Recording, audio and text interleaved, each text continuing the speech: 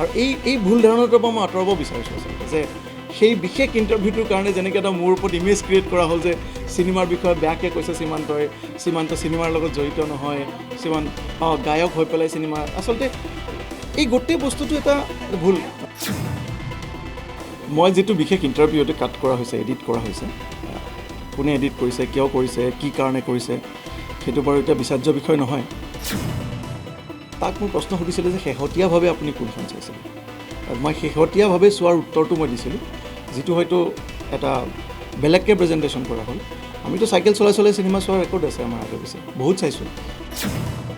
মই ভাবিছোঁ, কাৰণ এতিয়া ইয়াত বহুতখিনি কাম আছে, মই মঞ্চত যদি কেতিয়াবা হয়তো গান গাম, কিন্তু মই প্ৰফেশ্যনেলি সেইটো বস্তু কণ্টিনিউ নকৰোঁ। চাওক, শেহতীয়াভাৱে আপোনাক যদি মই কৈছোঁ, মই দূৰদৰ্শন চিনেমাখন তাৰপিছত চাইছোঁ যথেষ্টখিনি, আৰু মই শেহতীয়াভাৱে চোৱা চিনেমাখন হৈছে হলধৰ। যিকোনো কামত সমালোচনা হ'বই লাগে। সমালোচনা যদি নহয় তেতিয়াহ'লে মই বহুত বস্তু গম নাপাম আচলতে, যে কি হৈ আছে, কেনেকৈ হৈ আছে, কোনফালে গৈ আছে। চাওক, মই গীতাৰ পঞ্চম অধ্যায়ৰ শ্লোক এটা খুব চাওঁ, মই কিতাপখন পঢ়োঁ, গতিকে তাতে মই এটা বস্তু দেখা পাওঁ যে কৰ্মণ্যে বাধিকাৰস্তে মা ফলেষু কদাচন। মই এটা বস্তুৱে চিন্তা কৰোঁ যে কৰ্ম কৰি যাব লাগে, তাৰ ফলপ্ৰাপ্তিৰ আশা লৈ পেলাই মই কেতিয়াও কাম কৰি থকা নাই। মোৰ মৰম আৰু শ্ৰদ্ধাৰ সাংবাদিক বন্ধু বান্ধৱীসকল, আজিৰ এই শুভক্ষণত মই অসমৰ মাননীয় মুখ্যমন্ত্ৰী ডক্টৰ হিমন্ত বিশ্ব শৰ্মা ডাঙৰীয়া আৰু ভাৰতীয় জনতা পাৰ্টীৰ সমূহ নেতৃবৃন্দ আৰু কৰ্মকৰ্তাক মোৰ ফালৰ পৰা ধন্যবাদ জ্ঞাপন কৰিছোঁ, আৰু অসমৰ ৰাইজৰ ওচৰত নতশিৰে প্ৰাৰ্থনা জনাইছোঁ যে আপোনালোকৰ আশীৰ্বাদ যাতে মোৰ লগত সদায় থাকে। এজন শিল্পী হিচাপে আপোনালোকে যথেষ্টখিনি মৰম মোক দিছে। এক নতুন যাত্ৰাৰ আৰম্ভণি,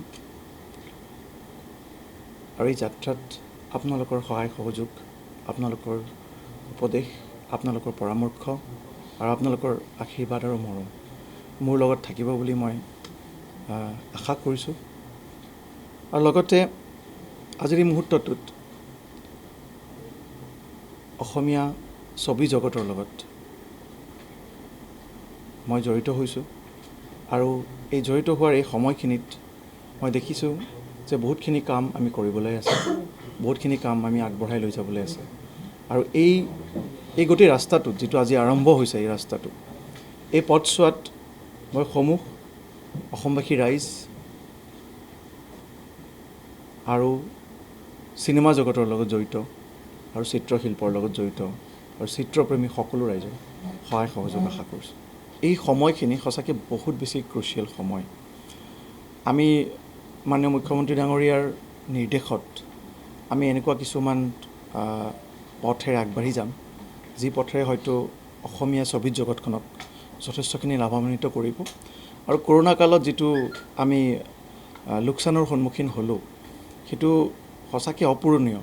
কাৰণ 2 বছৰ দিন আমি দেখিছোঁ যে অসমীয়া চিনেমাৰ বহুতকেইখন চিনেমা আধাতে থমকি ৰৈ গৈছে, শ্বুটিঙৰ আধাতে বন্ধ কৰিব লগা হৈছে। তাৰপিছত বহুত চিনেমা প্লেন কৰাৰ পিছতো বহুত চিনেমা শ্বুটিং কৰিব পৰা নহ'ল। ঠিক তেনেকৈ বহুতকেইটা নতুন প্ৰজেক্ট থমকি ৰৈছে। গতিকে তেনে ক্ষেত্ৰত আমি দেখিব পাওঁ যে এতিয়া যিহেতু কৰোণাৰ মহামাৰীটো অকণমান খাম কাটিছে, গতিকে আমি কৰোণাৰ যিটো SOP, যিটো গভমেণ্টে যিটো ইছ্যু কৰিছে SOP, সেইটো মানি যদি আমি কাম কৰোঁ, তেতিয়াহ'লে নিশ্চয় মই খুব আশাবাদী যে অতি সোনকালে আমি এই কৰোণাৰ যিটো মাৰ আমি পাইছোঁ, তাৰ পৰা আমি উদ্ধাৰ হ'বলৈ পাৰিম। আৰু নিশ্চিতভাৱে আমি এটা বস্তু চিন্তা কৰিব পাৰোঁ যে মাননীয় মুখ্যমন্ত্ৰী ডাঙৰীয়া এটা সপোন আছে অসমীয়া ছবি জগতখনৰ উত্তৰণৰ কাৰণে। তেখেতে যথেষ্টখিনি ভাবিছে, চিন্তা কৰিছে, আৰু মোক তেনেকৈ তেখেতে নিৰ্দেশ দিছে, আৰু তেখেতৰ নিৰ্দেশ মতে মই সেই কামখিনি কৰি যাম। মোক যথেষ্টখিনি কাম কৰিবলৈ দিয়া হৈছে, আৰু এটা সময়ত যেতিয়া কামখিনি শেষ কৰিম, মই তেখেতক তাৰ ৰিপৰ্ট ছাবমিটো কৰিব লাগিব। গতিকে যিহেতু আমি দেখিছোঁ যে মাননীয় মুখ্যমন্ত্ৰী ডাঙৰীয়া প্ৰতিটো ক্ষেত্ৰতে এক বিশেষ পদক্ষেপ লৈছে, ঠিক তেনেকেই চিনেমা জগতখনৰ আৰু শিল্প জগতখনৰ ক্ষেত্ৰতো তেখেতৰ যিটো পদক্ষেপ, সেই পদক্ষেপটোক আমি কৰ্মকৰ্তা হিচাপে মই কামখিনি কৰি যাবলৈ মই খুব দৃঢ় প্ৰতিজ্ঞ হৈ লৈছোঁ। যিকোনো কামত সমালোচনা হ'বই লাগে। সমালোচনা যদি নহয় তেতিয়াহ'লে মই তেতিয়া বহুত বস্তু গম নাপাম আচলতে যে কি হৈ আছে, কেনেকৈ হৈ আছে, কোনফালে গৈ আছে। গতিকে যিসকলে সমালোচনা কৰিছে, তাৰ দুটা ভাগ থাকিব পাৰে, এটা হৈছে যোগাত্মক সমালোচনা, এটা ঋণাত্মক সমালোচনা। গতিকে যোগাত্মক সমালোচনা যিসকলে কৰিছে তেখেতসকলৰ প্ৰতি মোৰ এটাই চেষ্টা থাকিব যাতে তেখেতসকলৰ এই যিটো সমালোচনা তাক মই উপদেশ হিচাপে লৈ আগবাঢ়ি যাম। আৰু নিশ্চিতভাৱে মই জানো যে এইখিনি কাম মই কৰিবৰ কাৰণে মই দৃঢ় প্ৰতিজ্ঞ হৈ লৈছোঁ আৰু গোটেইখিনি সকলোকে লগ লাগি মই আগবাঢ়ি যাম। আচলতে মই কেতিয়াও ভবা নাই মই বুলি, মই সদায় এটা বস্তুৱে ভাবি আছোঁ যে এই গোটেই বস্তুটো আমি বুলি আগবঢ়াই লৈ যাওঁ তেতিয়াহ'লে অসমীয়া ছবি জগতখনেই নহয়, অসমীয়া সংগীত জগতখনেই নহয়, অসমীয়া শিল্প জগতখনেই নহয়, গোটেইখিনিয়ে আগবাঢ়ি যাব। যিটো আমি দেখিছোঁ যে কৰোণাৰ ক্ষেত্ৰত আটাইতকৈ বেছি প্ৰভাৱান্বিত যিকেইটা মানে ছেক্টৰছ বহুত বেছি প্ৰভাৱান্বিত হৈছে তাৰ ভিতৰত এটা অন্যতম সাংস্কৃতিক জগতখন। সেই সাংস্কৃতিক জগতখন বুলি কওঁতে মই গোটেইখিনিয়ে সাঙুৰি ল'ব বিচাৰিছোঁ। চিনেমা জগতখনো কৈছোঁ, সংগীত জগতখনো কৈছোঁ, আন শিল্পকলা জগতখনো কৈছোঁ, থিয়েটাৰ জগতখনৰ কথাও মই তাত উল্লেখ কৰিব বিচাৰিছোঁ। গতিকে তেনে ক্ষেত্ৰত চিনেমাৰ যিটো উদ্যোগ, এই উদ্যোগটো আটাইতকৈ ডাঙৰ উদ্যোগ গোটেই ছেক্টৰকেইটাৰ ভিতৰত।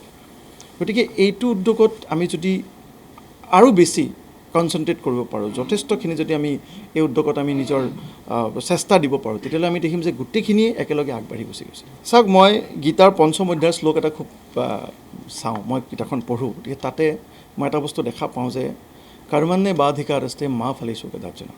মই এটা বস্তুৱে চিন্তা কৰোঁ যে কৰ্ম কৰি যাব লাগে, তাৰ ফলপ্ৰাপ্তিৰ আশা লৈ পেলাই মই কেতিয়াও কাম কৰি থকা নাই। এতিয়া মোক যিটো দায়িত্ব দিয়া হৈছে, যিটো গুৰু দায়িত্ব দিয়া হৈছে, এইটো কাম কৰিবলৈ কোৱা হৈছে মোক। গতিকে মই কেতিয়াও নাভাবোঁ যে এইটো কোনোবাই মোক পদবী দিয়া হৈছে, পদবী বুলি ভাবিলে মই কেতিয়াও কাম কৰিব নোৱাৰিম। মই এজন কৰ্মী হিচাপে আছোঁ আৰু মই ভাবিছোঁ এইটো মোৰ কাৰণে এটা বিৰাট ডাঙৰ গুৰু দায়িত্ব দিছে মাননীয় মুখ্যমন্ত্ৰী ডাঙৰীয়াৰ লগতে অসমবাসী ৰাইজে। গতিকে এই কৰ্মটো মই কেনেকৈ সফল কৰিব পাৰোঁ, কেনেকৈ ভগৱানৰ ঈশ্বৰৰ ওচৰত মই ক'ব পাৰোঁ যে মই নিষ্ঠাৰে পালন কৰিলোঁ, যিদিনা মই শেষ কৰিম ইয়াৰ পৰা সেইদিনা যাতে মই এমুকৰা হাঁহিৰে ঘূৰি যাব পাৰোঁ যে মই সম্পূৰ্ণ নিষ্ঠাৰে কামখিনি কৰিছোঁ আৰু অসমবাসী ৰাইজক মই এই কামখিনি কৰি দিছোঁ। চাওক, মই অলৰেডি কৈছোঁ যে মই এইখিনি সময়ত কোনো ঋণাত্মক চিন্তাৰে মই আগবাঢ়ি থকা নাই, মই ধনাত্মক চিন্তাৰে আগবাঢ়িছোঁ। গতিকে মই ক'বলগীয়া এইখিনি আছে যে মই কাম কৰিব লাগিব, বাছ সেইটোৱে। নহয়, এই গোটেইকেইটা প্ৰশ্নৰ মই উত্তৰ দি দিছোঁ। আচলতে মই যিটো বিশেষ ইণ্টাৰভিউতে কাট কৰা হৈছে, এডিট কৰা হৈছে, কোনে এডিট কৰিছে, কিয় কৰিছে, কি কাৰণে কৰিছে, সেইটো বাৰু এতিয়া বিচাৰ্য বিষয় নহয়। কিন্তু তাক মোৰ প্ৰশ্ন সুধিছিলে যে শেহতীয়াভাৱে আপুনি কোনখন চাইছিলে। মই শেহতীয়াভাৱে চোৱাৰ উত্তৰটো মই দিছিলোঁ, যিটো হয়তো এটা বেলেগকৈ প্ৰেজেণ্টেশ্যন কৰা হ'ল। আমিতো চাইকেল চলাই চিনেমা চোৱাৰ ৰেকৰ্ড আছে আমাৰ আগে পিছে, বহুত চাইছোঁ চিনেমা। গতিকে সেই ক্ষেত্ৰত সেই বিশেষ প্ৰশ্নটোৰ উত্তৰটো যদি মানে সাময়িকভাৱে বুলি কোনোবাই কৈছে, গতিকে সেইটো নিশ্চয় ভাল হোৱা নাই একেবাৰে। বা যা নহওক, এইটো মোৰ কাৰণে খুব বিচাৰ্য বিষয় বুলি মই এতিয়া নাভাবোঁ, কিয়নো কাম যদি কৰি আগবাঢ়ি যাওঁ তেতিয়াহ'লে নিশ্চয় তেখেতসকলে গম পাব যে নিশ্চয় কাম কৰিব পৰা ল'ৰা। আৰু দ্বিতীয়তে, অসমীয়া চিনেমাত গান গোৱা নাই বুলি প্ৰশ্নটো আচলতে মই আপোনাক উত্তৰত ক'ম যে মই অসমীয়া চিনেমাত বহুতকেইটা গান গাইছোঁ। কিন্তু কথাটো হৈছে কি, এইখিনি সময়ত মই ক'ব খোজা নাই যে মই কি কৰিম বা কি কৰি আছিলোঁ বা কেনেকৈ কৰিছিলোঁ, কাৰণ মুখেৰে কোৱাতকৈ কামেৰে দেখুৱাটো যথেষ্টখিনি মানুহ সফল হয়। আৰু মই সেইটোৱে বিচাৰিছোঁ। যি নহওক, সেই বিশেষ যিটো ইণ্টাৰভিউ, সেইটো লৈ পেলাই মোৰ বহুতখিনি কথা ক'বলগীয়া নাই। এইখিনি এটা ভুল ধাৰণাৰ সৃষ্টি হৈছে, যিটো কাৰণ আপোনালোকে দেখিব যে সেই ইণ্টাৰভিউটোতে মই পিছফালে দুখন চিনেমাৰ নামো কৈছোঁ যে মই এই বছৰত মই চাব পৰা নাই, কিন্তু দূৰদৰ্শন চিনেমাখন মই চাব নোৱাৰিলোঁ মই বুলি কৈছিলোঁ। গতিকে সেই শব্দটো যেতিয়া মই চিনেমাখনৰ নাম কৈছোঁ, গতিকে আগৰ শব্দখিনিতো এনেকুৱা হ'ব নালাগে যে মই কেতিয়াও চোৱা নাই। গতিকে সেই বিশেষ প্ৰশ্নটো আপোনালোকে শুনিলেই গম পাব, সেই প্ৰশ্নটো লৈ পেলাই এটা ভুল ধাৰণাৰ সৃষ্টি কৰা হৈছে। চাওক, শেহতীয়াভাৱে আপোনাক যদি মই কৈছোঁ, মই দূৰদৰ্শন চিনেমাখন তাৰপিছত চাইছোঁ যথেষ্টখিনি। আৰু মই শেহতীয়াভাৱে চোৱা চিনেমাখন হৈছে হলধৰ। মই আগতেও চাইছোঁ এই চিনেমাখন, কিন্তু আচলতে এইটো ভুল কথা। বহুতে হয়তো এই হলধৰ চিনেমাখন ইউটিউবত আছে, যিটো বস্তু লৈ পেলাই মই খুব এনকাৰেজ নকৰোঁ। কাৰণ মই কেইদিনমান আগতে হলধৰৰ লগত জড়িত এজন খুব অজান আকাশ বৰুৱাৰ ল'ৰাৰ লগত মই কথা পাতিছিলোঁ। তেখেতে কৈছিলে যে মোৰ মায়ে নাজানে চিনেমাখন কোনে ইউটিউবত দিছে, হলধৰ চিনেমাখনো কোনে ইউটিউবত দিছে। মই সুধিছিলোঁ যে সেই চিনেমাখন কেনেকৈ ইউটিউবত আহিবলৈ পালে। যাই হওক, মোৰ মাজতে ক'ভিড হৈছিলে, তেতিয়া মই গোটেই অসমীয়া চিনেমাবিলাক দেখিলোঁ মই ইউটিউবত আছে গোটেইখিনি।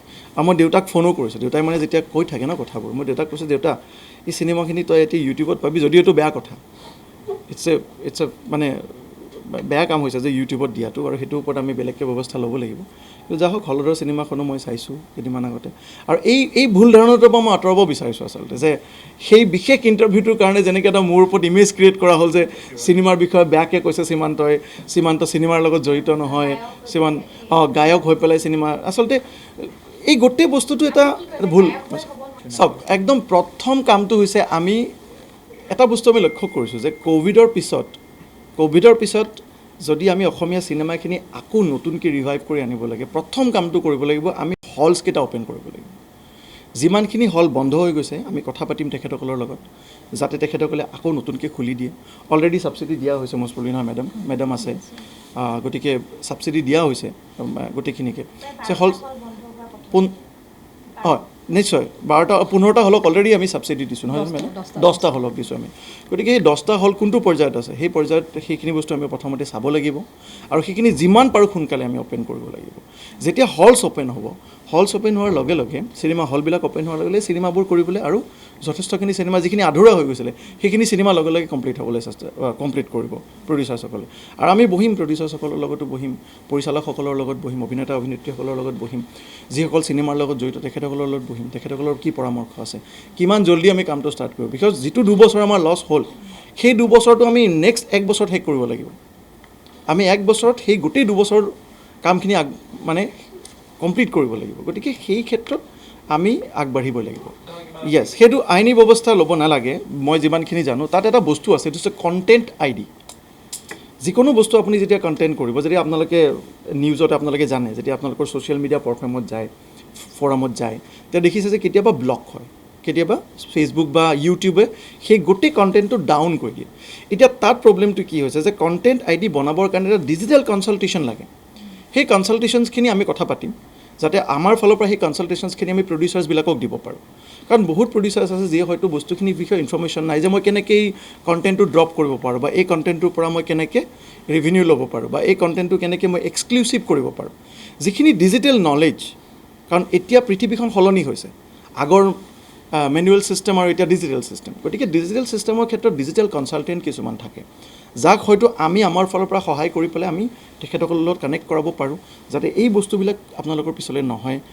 তেনেকৈ বিভিন্ন আমি দেখিছোঁ যে বিভিন্ন চিনেমা আজিকালি পটককৈ কিছুমান ৱেবছাইটত আপলোড হৈ যায়, যিবোৰ ৱেবছাইটত আপলোড হোৱাৰ পিছত প্ৰডিউচাৰজনে গম পায় যে আপলোড হৈছে বা শুনি থাকে, কিন্তু তেখেতৰ হাতত তেনেকুৱা একো উপায় নাথাকে যে সেইখন কেনেকৈ তাৰ পৰা ৰিমুভ কৰিব পাৰে। গতিকে সেইটো ক্ষেত্ৰত আমি ডিজিটেল কনচালটেণ্ট কিছুমানৰ সহায় ল'ম, আৰু তেখেতসকলক আমি সেই ক্ষেত্ৰত যথেষ্টখিনি সহায় আগবঢ়াম, যাতে এই বস্তুটোৰ পৰা তেখেতসকলে পৰিত্ৰাণ পাব পাৰে। মই ভাবিছোঁ, কাৰণ এতিয়া ইয়াত বহুতখিনি কাম আছে, মই মঞ্চত যদি কেতিয়াবা হয়তো গান গাম, কিন্তু মই প্ৰফেশ্যনেলি সেইটো বস্তু কণ্টিনিউ নকৰোঁ মঞ্চত। নিশ্চয়, যিটো ডিজিটেল প্লেটফৰ্মৰ মই কথা কৈছোঁ, তাতে আমি 2টা বস্তু মই অলৰেডি মোৰ আইডিয়াত আছে। মই মাননীয় মুখ্যমন্ত্ৰী ডাঙৰীয়াৰ নিৰ্দেশটো পালে হয়তো মই এইখিনি বস্তু আৰম্ভ কৰিব পাৰিম। কিন্তু যিটো OTT প্লেটফৰ্মৰ কথা আছে, তাতে 2টামান বস্তু আমি নিশ্চিতভাৱে বেলেগকৈ চাব লাগিব, যে OTT প্লেটফৰ্ম এটা বনাই দিয়াৰ লগে লগে সেই প্লেটফৰ্মটোৰ পৰা এটা ৰেভিনিউ আৰ্নিং চ'ৰ্চ থাকিব লাগিব। কাৰণ চাওক, প্ৰডিউচাৰ্ছসকলক যদি আমাৰ ফিল্ম ফাইনেন্সৰ ফালৰ পৰা আমি যদি OTT প্লেটফৰ্ম এটা বনায়ো দিলোঁ, প্ৰডিউচাৰ্ছসকল যদি ইণ্টাৰেষ্টেড নহয়, বা প্ৰডিউচাৰ্ছসকল যদি তাৰ পৰা ৰেভিনিউ আৰ্ণ কৰিব নোৱাৰে, তেতিয়াহ'লে OTT প্লেটফৰ্মটো ফেইল হৈ যাব। গতিকে তাৰ আগতে আমি ৰেভিনিউ মডেলটো ৰেডি কৰিব লাগিব। OTT প্লেটফৰ্মটো বনাওঁতে বেছি সময় নালাগে, ইটছ এ ছফ্টৱেৰ। খুব বেছি 6 মাহত এই ছফ্টৱেৰটো ৰেডি হৈ যাব, যদি আমি খুব দিন ৰাতি কাম কৰোঁ। কিন্তু তাৰ আগতে যিটো ৰেভিনিউ মডেল, সেই OTT প্লেটফৰ্মটোৰ 3টা ফেজত আমি কাম কৰিব লাগিব। এটা হৈছে মাৰ্কেটিং, এটা হৈছে ৰেভিনিউ, আৰু এটা হৈছে ডিষ্ট্ৰিবিউশ্যন। তো প্ৰথম বস্তুটো distribution is a very easy work. Just you make that software ready, এটা আপুনি ডেটাবেছ ৰেডি কৰক, ডেটাবেছ ৰেডি কৰাৰ পিছত আপুনি নিজৰ ছাৰ্ভাৰ ৰেডি কৰক, আৰু আপোনাৰ যিকোনো কণ্টেণ্ট তাত আপলোড হৈ যাব। So' date is the last part, সেইটো একদম শেষৰ সময়। কিন্তু তাৰ আগত কৰিব লগা কামটো হৈছে মাৰ্কেটিং এণ্ড ৰেভিনিউ এনালাইচিছ। মাৰ্কেটিঙে কি কাম কৰিব, যে সেই OTT প্লেটফৰ্মটো আমাৰ কিমানকেইজন গ্ৰাহকে ডাউনলোড কৰিব, আৰু কিমানকেইজন গ্ৰাহকে ডাউনলোড কৰাৰ পিছত সেই OTT প্লেটফৰ্মটোৰ পৰা সেই ৰেভিনিউটো তেখেতসকলে দিবনে নিদিয়ে। কাৰণ কণ্টেণ্টটোৰ ওপৰত কথা আছে, যে সেই কণ্টেণ্টটো আমি সেই 50 টকা বা 100 টকা বা 300 টকাৰ ছাবস্ক্ৰিপশ্যন যেনেকৈ আপোনালোকে বেলেগ OTT প্লেটফৰ্মবিলাকক বছৰি কিনে, তো সেই বস্তুটো আমি এনালাইচিছ কৰিব লাগিব। তাৰ ওপৰতে তাৰ পিছত যেতিয়া সেই এনালাইচিছটো কমপ্লিট হ'ব then will come up with the OTT platform আৰু যিহেতু OTT প্লেটফৰ্ম এইখিনি সময়ত যথেষ্টখিনি দৰকাৰী হৈছে আমাৰ সেইটো কাৰণে গতিকে আমি চাব লাগিব যে দুটা পন্থাই ইটো সিটোক হাৰ্ম নকৰে চাওক চিনেমা হলৰ বিজনেছটোৰ লগত বহুত মানুহ জড়িত হৈ আছে চিনেমাৰ মেইন উদ্যোগটো কিন্তু চিনেমা হলতহে আছে OTT প্লেটফৰ্মত গোটেই উদ্যোগটো নাই গতিকে আমি এইটো চিন্তা কৰিব লাগিব যে OTT প্লেটফৰ্মটো লাগে যাতে কেনেবাকৈ অসমীয়া ছবি জগতখনৰ যিটো চিনেমা উদ্যোগ তাক যাতে এফেক্ট নকৰে সেইটো যাতে সমান্তৰালভাৱে চলি থাকে আৰু ঠিক তেনেকৈ আমি দুটাতে সমানে গুৰুত্ব দিব লাগিব যদি কিছুমান কণ্টেণ্ট যেনেকৈ এতিয়া ভাবিছোঁ এখন চিনেমা ৰিলিজ হোৱাৰ লগে লগে চিনেমা হলত আৰম্ভ হৈ গ'ল 1 উইক চলিলে 2 উইক চলিলে 4 উইকছত কেনেবাকৈ গোটেই ৰেভিনিউটো ৰিটাৰ্ণ হৈ গ'ল আমি প্ৰডিউচাৰ্ছৰ কথাও চিন্তা কৰিব লাগিব এতিয়া বেলেগ এখন চিনেমা আহি যোৱাৰ লগে সেই চিনেমা হলে লগাব লাগিব গতিকে এটা নিগ'চিয়েশ্যন হৈ যায় যে ঠিক আছে এখন চিনেমা আমাৰ 2 সপ্তাহ চলিলে গতিকে আমি এতিয়া নতুন চিনেমাখন ৰিলিজ হৈছে আমি সেইখন চিনেমা লগাম তেতিয়া আমি ক'ব লাগিব যে তাৰ পিছৰ যিখিনি ৰেভিনিউ কাৰণ চিনেমা হলত যেতিয়া চিনেমাখন গুচি যোৱাৰ পিছত বহুত মানুহে চিনেমাখন চাবলৈ থাকি যায় তেখেতসকলে বিচাৰি নাপায় ক'ত চাব তেতিয়া এই পাইৰেচিবিলাক হয় কোনোবাই ইউটিউবত আপলোড কৰে কোনোবাই বিভিন্ন সাইটত আপলোড কৰে আৰু সেই আপলোড কৰাৰ ফলত প্ৰডিউচাৰ্ছৰ আটাইতকৈ বেছি লছ হয় আৰু প্ৰডিউচাৰ্ছৰ লছ হোৱা মানে এণ্টায়াৰ ফিল্ম ইণ্ডাষ্ট্ৰিটোৰ লছ হয় তাৰ লগত জড়িত সকলো মানুহৰ লছ হয় গতিকে আমি চিন্তা কৰিম যে আমি সেই পাইৰেটেড বস্তুবোৰ কেনেকৈ ডাউন কৰিব পাৰোঁ আৰু কেনেকৈ আমি তাৰপিছত সেই বস্তুটো এটা ডিজিটেল প্লেটফৰ্মত আমি সেই গোটেই কণ্টেণ্টটো ফৰ দ্য এণ্টায়াৰ লাইফ আমি এভেইলেবল কৰাব পাৰোঁ যাতে যেতিয়াই মন যায় তেতিয়া চাব পাৰে আৰু বহুতে হয়তো মই দেখিছোঁ মই হিয়া দিয়া নিয়া চিনেমাখন এতিয়াও কেতিয়াবা চাবলৈ মন যায় মোৰ তাত আছে চিনেমাখন মই চাওঁ কাৰণ সেইকাৰণে VCD এটা আছিলে VCD ওলাইছিলে মানে ভিডিঅ' ওলাইছিলে তো কি হয় এতিয়া কণ্টেণ্টটো যদি এভেইলেবল থাকে আমি তেতিয়া কি কৰিব পাৰোঁ আমি যেতিয়াই মন যায় তেতিয়া চিনেমাখন বাৰে বাৰে চাই থাকিব পাৰোঁ কেতিয়াবা আৰু সেই বস্তুটো আমি এভেইলেবল কৰাব লাগিব আগে পিছে এণ্ড ইটছ ভেৰি ইম্পৰ্টেণ্ট আপোনালোকৰ কুৱেশ্যনটো মোৰ খুব ভাল লাগিছে যে অসমীয়া চিনেমাই এতিয়া এটা নতুন যুগলৈ ট্ৰান্সফৰ্ম কৰিব লাগিব কিন্তু নতুন যুগলৈ ট্ৰান্সফৰ্ম কৰাৰ লগে লগে যিটো কনভেনশ্যনেল মেথড যিটো অলৰেডি চলি আছে চিনেমা হলৰ মেথড সেইটোক কিন্তু আমি সমানে আগবঢ়াই লৈ যাব লাগিব কাৰণ আচল ইণ্ডাষ্ট্ৰিটো তাত আছে চাওক যদি আমি সমান্তৰালভাৱে চাওঁ তেতিয়াহ'লে এনেকুৱা নহয় যে এইটো দিশ উন্নতি কৰিব লাগিব এইটো দিশ বেয়া হৈছে বা এইটো দিশ ভাল হৈছে তেনেকুৱা একো কথা নাই এখন চিনেমাত 3টা ডিভিজনছ থাকে মোৰ আইডিয়াত মই যিমানখিনি জানো বা মই যিমানখিনি শুনিছোঁ মোৰ অগ্ৰজসকলৰ পৰা প্ৰথমটো হৈছে আপোনাৰ প্ৰডাকশ্যনছ প্ৰি প্ৰডাকশ্যনছ পষ্ট প্ৰডাকশ্যনছ আৰু এডভাৰটাইজমেণ্ট আমি বহুত ক্ষেত্ৰত কি কৰি লওঁ যে এখন চিনেমা যেতিয়া ৰেডি হয় চিনেমাখন পষ্ট প্ৰডাকশ্যনছ যথেষ্ট খৰচা কৰে প্ৰি প্ৰডাকশ্যনতো যথেষ্টখিনি ব্ৰেইন ষ্টৰ্মিং হয় চিনেমাখনো বহুত ধুনীয়া হয় কিন্তু তাৰপিছত আমি দেখোঁ যে কিছুমান চিনেমা নচলে তাত আমি এডিশ্যন কৰিব লাগিব হয়তো প্ৰডিউচাৰজনে এডিশ্যন কৰে যিটো পাব্লিচিটি যিটো হয় যিটো চিনেমাখনৰ প্ৰমোশ্যনেল বাজেট হয় সেইটো কণ্টেইন কৰিব লাগে হয়তো সেইটো কাৰণে বহুত ভাল ভাল চিনেমা হয়তো আমি পিছত দেখা পাওঁ যে চিনেমাখন নচলিলে কিন্তু বহুত ভাল চিনেমা আছিলে গতিকে এই ক্ষেত্ৰত আমাৰ ফালৰ পৰা যথেষ্টখিনি কনচালটেঞ্চি আমি আগবঢ়াম কেনেকৈ কৰিব পাৰিম মই যথেষ্টখিনি মানে চিন্তা কৰি থৈছোঁ কিন্তু এইখিনি সময়ত মই আপোনালোকক ক'ব নোৱাৰোঁ যিটো আজি মোৰ প্ৰথম দিনত মই অফিচটো জইন কৰি পেলাই মই এতিয়াই ক'ব নোৱাৰিম যে এইখিনি হ'ব সেইখিনি হ'ব মই লাহে লাহে বস্তুবিলাক এটা এটাকৈ আগবঢ়াই ল'বলৈ চেষ্টা কৰিম আমাৰ MD বাইদেউ আছে আলক্ষ্য আছে আৰু গতিকে তেখেতক দুজনে এই ক্ষেত্ৰত মোক যথেষ্টখিনি সহযোগ কৰিব বুলি মোক কথা দিছে গতিকে আমি গোটেইবিলাকে লগ লাগি কৰিব লাগিব কামটো অকল মোৰ কাম নহয়